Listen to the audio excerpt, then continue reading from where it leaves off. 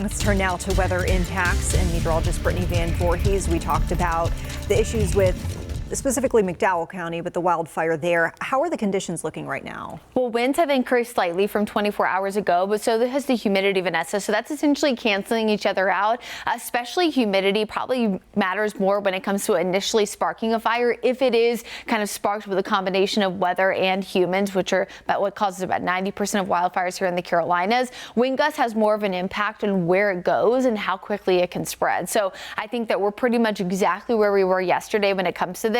The dry brush and vegetation really allows for things to oftentimes spread a little bit quicker. And so that is something that unfortunately in these areas in western North Carolina that's still around because largely due to Hurricane Helene. And then, of course, all the storms and impacts we had the months and weeks leading up after that. Now, local fire danger does look to lower slightly tomorrow, probably because the winds will be slightly lower than today as well. So we're looking at high to moderate conditions across most of our 22 local counties. Now, when you look at this, I know high can be a little daunting, but we are normally in the yellow or blue this time of year, just based on what our classic symptoms are. The drought monitor has gotten a little bit worse with the latest update that came out tomorrow, which definitely doesn't help the situation. However, we are going to eventually bring in a few opportunities for rain and storms next week. No day looks to be a washout, but I think a little bit of rain here and there should at least help slightly. Again, sometimes it's the slight small positives there that we can look ahead to can make the biggest impact, because something small over multiple days can eventually create something positive.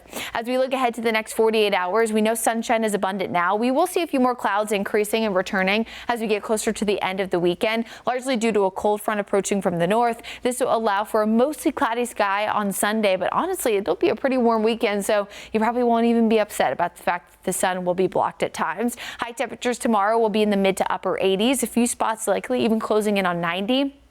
The record for April 19th in the Queen City is 89, so we'll be within a few degrees of that. On Sunday, again, we're in the mid-80s, not close to the record, but you can see a few more clouds certainly having an impact, not only on the lows being a little bit warmer, but of course the afternoon highs not being quite as warm as it blocks out at least a little bit of that solar radiation.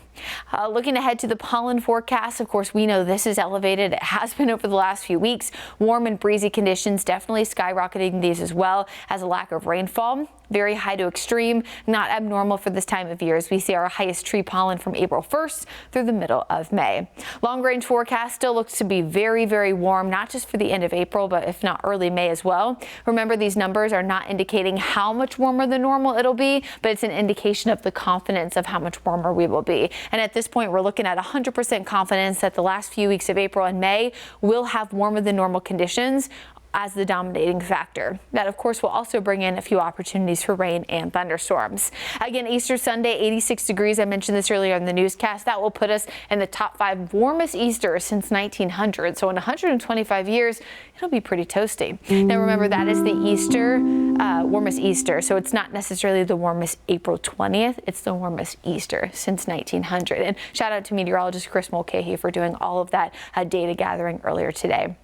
Here's your Guy Roofing 7-day forecast. Again, we know 80s are dominating for the upcoming week, but again, also bringing in opportunities for rain and storms. Looks like our stormiest days right now, Tuesday, Wednesday, Thursday, especially late Wednesday and into Thursday. So you can trust our team will be monitoring that threat closely over the next few days and bring you updates as any risk there of strong to severe thunderstorms potentially joins the conversation.